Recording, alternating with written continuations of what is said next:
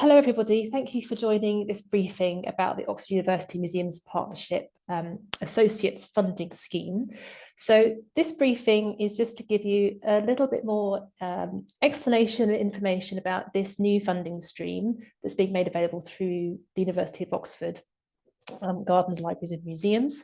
All the information that you need is on the website, and I'll reshare the link to that.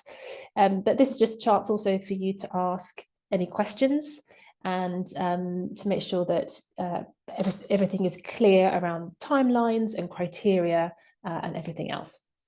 So I'm going to share some slides.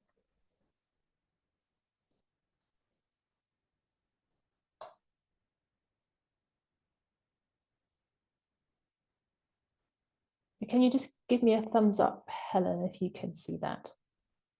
Excellent. Okay. So just a quick introduction about GLAM. GLAM stands for Gardens, Libraries and Museums, and GLAM is a non-academic division of the University of Oxford. So that means that we are part of the university and we do teaching and research, but we don't have our own students. We teach students from other departments.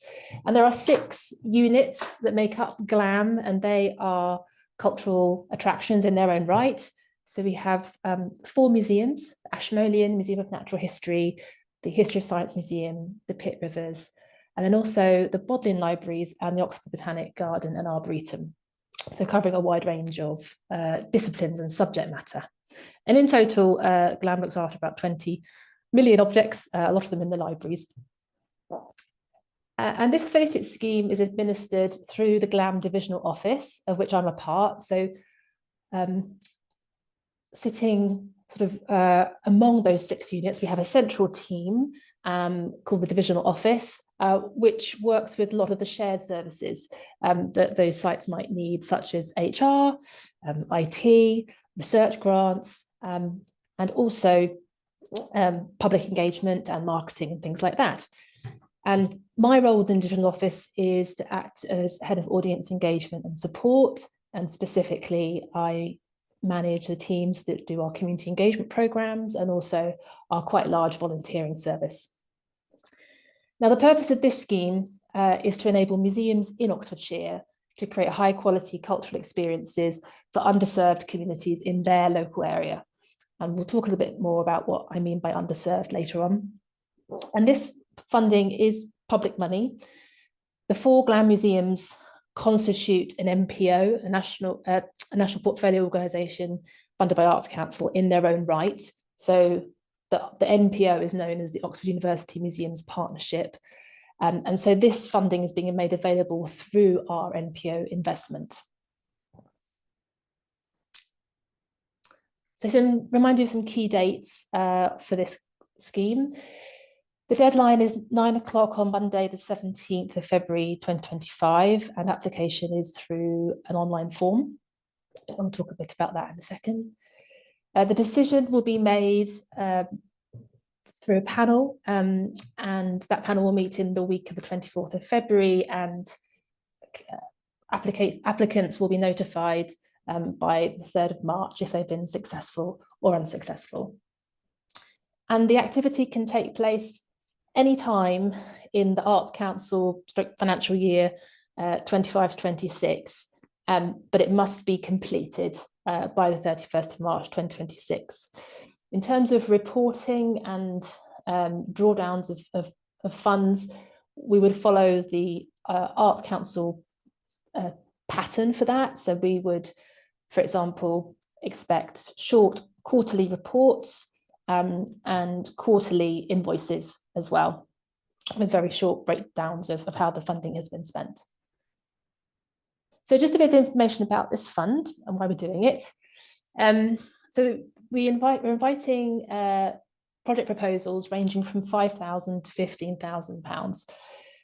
And the reason for using this scale of funding was because we recognise that there are already some other smaller funding pots that are available for less than £5,000, made available through, for example, the museum's development programme, of which Helen is here to represent today.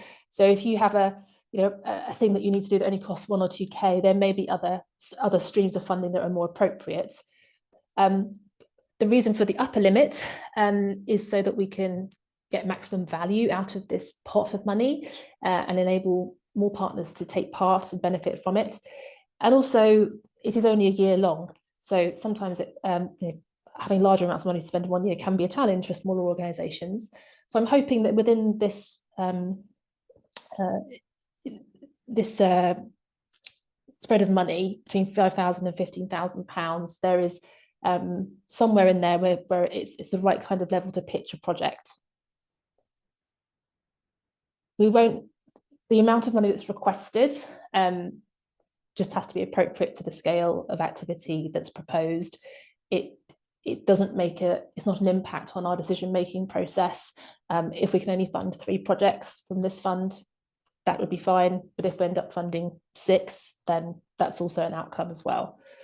So to that end, the grant pot available is £50,000. So I expect that we will be funding between 4 and 6 projects, but it totally depends on the submissions. The project itself could be a standalone project, or it could be a community engagement piece or a consultation piece that's part of a larger initiative. And the funding itself can cover running costs. So that could be additional staff time. It could be bringing new staff or facilitators or freelancers in. It could cover equipment, resources, materials that are directly related to the delivery of your activity. We wouldn't normally support capital projects in and of themselves. So, for example, we wouldn't fund the installation of a stair lift.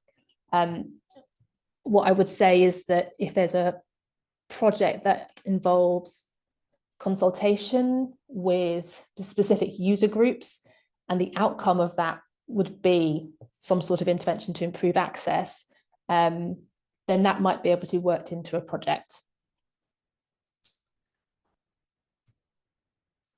And so, because the Associate Scheme is funded through Arts Council, we would expect the proposals to contribute to the cultural community's outcome of the Arts Council's Let's Create strategy.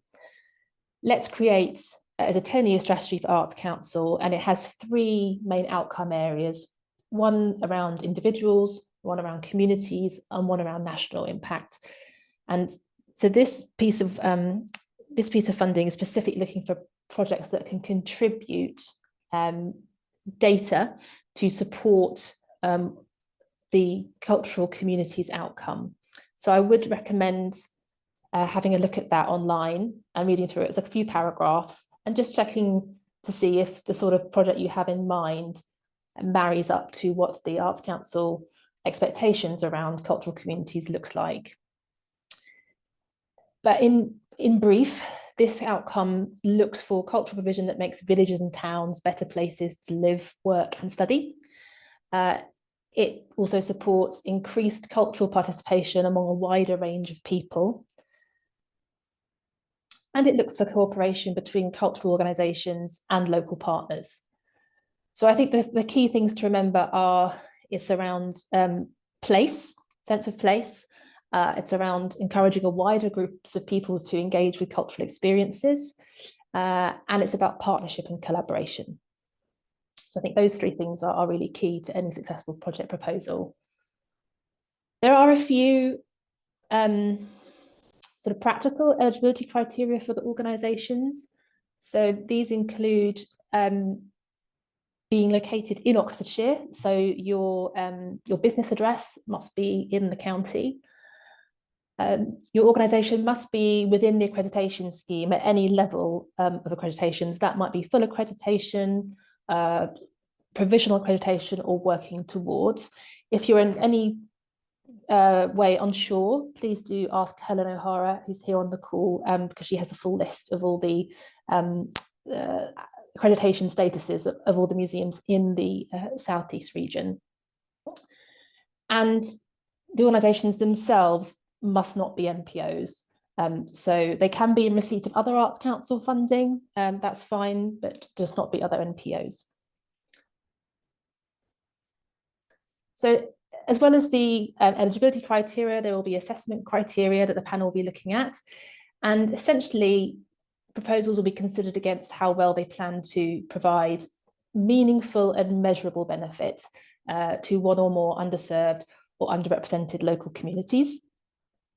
So with measurable, I think it's really useful to know in the application, how are you planning to collect evidence of impact or benefit to that particular community? You might want to think about how you're going to evaluate your project, what metrics you might use. So it might be about numbers of attendees, but it might be more about changes in attitudes or looking at well-being measures, something that indicates that your project has had a positive impact on the participants. We'll be looking at the kinds of partnership that you propose. So the partnership might be one that already exists for your organisation, and in fact that might be the most practical route to go down, and to think about what the different partners are bringing to the project. So for example, you might be providing the venue and collections and other staff expertise, and the partner might be bringing connections with that particular community or a trusted resource for them. Sorry, this background noise, forgive me. And so partnership is really important. The other thing that we ask is that all activity that's provided as part of your program is free for the participants taking part. Again, because this is public funding, we do ask that those things are free for participants. If there's a very it's a practical reason why you would need to levy any kind of charge, I think just make that very clear in the application form. For example, your museum might charge an entry fee, and if that is unsurmountable as a way of bringing groups into the museum, we'd need to understand why the grant itself can't mitigate that and can't be used to cover those costs. So do let us know if that's going to be a problem. And we'll also be looking to see how the programme or project might lead to some kind of lasting legacy or change beyond the funding period. That's really hard with projects. I'm sure we've all been in situations where funding has stopped and it's been really hard to maintain relationships. It's been really hard to maintain activity. So the legacy itself might be quite small, but I think it's just about how it could lead to sort of longer term change for the organisation. So it might be a new relationship or partnership you hope will flourish and the kinds of things you will do to ensure that happens. It might be a longer lasting change in access. For example, you might create accessible materials like easy read or braille guides to something, or it might be more organisational. It might be about a change in policy or approach. For example, a more collaborative approach to co-designing exhibitions or something like that. So just a note on the underserved element of this, because that is terminology that Arts Council use. An underserved group is one which has less opportunity to access provision, and that could be provision of all sorts of services, health services, educational services, cultural services. So an underserved group will be one where there are certain barriers in place that stop them accessing the same opportunities as others. Some of those barriers will be to do with socioeconomic factors. It might be to do with being in vulnerable employment or housing. It might be due to very practical barriers around transport in a local area. So that's quite important to remember. An underrepresented group is one where they are perhaps less present in your audience profile, the people who are visiting you, than within your local population. So when we're talking about underserved groups in the funding bid, we mean either of those two things, whichever is more pertinent to you. So it might be people who are less able to engage in cultural provision, or it might be just one's audience who you know exists in your local population, but perhaps isn't visiting you or taking advantage of the things that you're offering. So I'll just put a couple of examples of potential sort of project ideas that could come through a fund like this. This is completely fictional, but it's just to give you a sense of it. So, for example, Museum X recognises that there's a high incidence of social isolation among elderly populations in their rural location, and there are issues with transport. So they partner with local support organisations, for example, Rural Services Network or Age UK, to consult on those people's needs and then devise an engagement programme.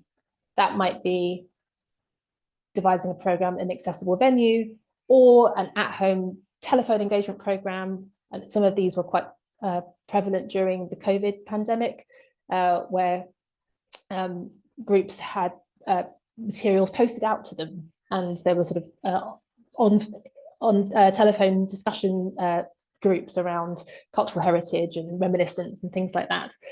And that funding, for example, in that situation could cover things like materials, transport, or staff time. Another example might be Museum Y recognises there's a lack of support for new parents in the local area, and they partner with a local baby and toddler group to arrange sessions at the museum.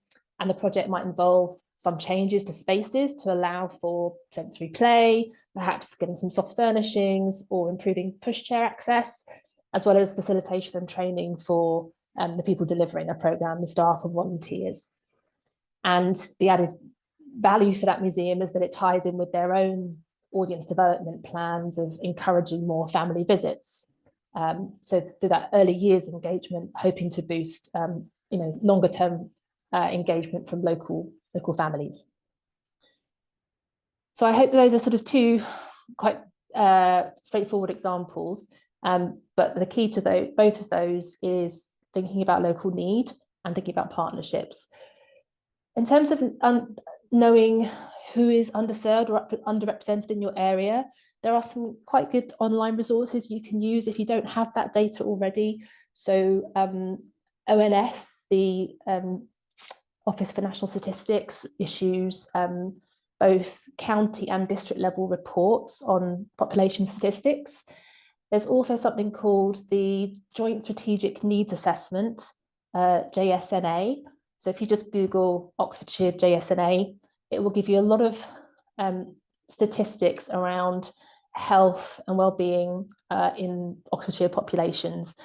For example, the number of people with long-term health conditions, or a number of people in elderly care homes, things like that. So they're really useful resources for gaining a quick understanding of the sort of demographics in your local area. So the form itself, application is only through the form. It's an online form hosted through a platform called Online Surveys. There's no routing in the form. It's quite straightforward. You just fill in each question as you go. It does have a finish later option, which means you can save and return to your form as many times as you like before you finally submit. So I hope that that's quite a good way of just being able to go back to it as you wish. You will want to see the questions that you need to answer before you log in. So when you go onto the website, where there's information about the form, you can download a Word document version of the questions. So you can have that to basically create a draft of your responses in Word. And then I would suggest just copy and pasting it into the online form when you're ready.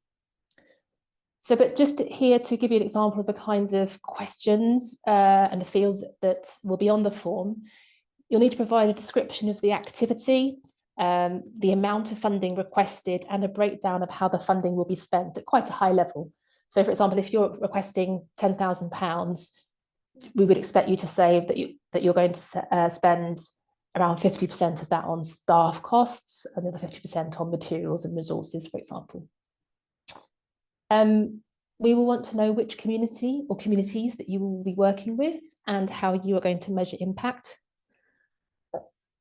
We would like to know how the grant will enable activity that would not otherwise be possible. So what is this project funding enabling that isn't already happening at your museum or venue? And that could be also applicable to where you have a current programme that is at risk of stopping because funding for that is coming to an end, or you have a loss of staff or other risks that mean something can't carry on. So that also would be something that you would use this section to describe. We'd like to know if there's any risks to successful delivery and any mitigations you might put in place. So in the calendar year that this activity is going to happen, your organisation might be going through a review, and that might impact on your ability to deliver. Or you might know that there is going to be a recruitment period, and just to flag that there may be an issue with any recruitment. Putting these risks in will not affect the funding decision. So they're just little sort of markers that we know that you've thought about any things that are going to impact the successful delivery of the project and how you might tackle those in advance.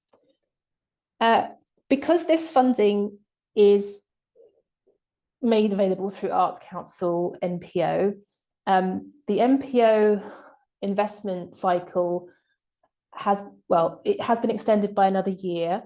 So from spring 2026 to spring 2027, and all NPOs are in the process of applying for that extension funding. We don't find out whether we have been successful until the middle of this year. But if we are successful, then the plan is to repeat this scheme with the same funding level, £50,000, in the following year, so 26-27. So we will ask in the form if you are interested in extending your activity for another year. We're not going to ask for any financial information. You don't have to upload anything with your form. There isn't, I don't think, a facility to upload anything. If you do want to put in links to things that show evidence of the kinds of work you do, that's great, and you can just put that straight in the form as a link in the text. But we're not going to ask for any accounts or cash flow reports, and we don't need any other supporting evidence at this stage. So we'll try and keep it as simple as possible.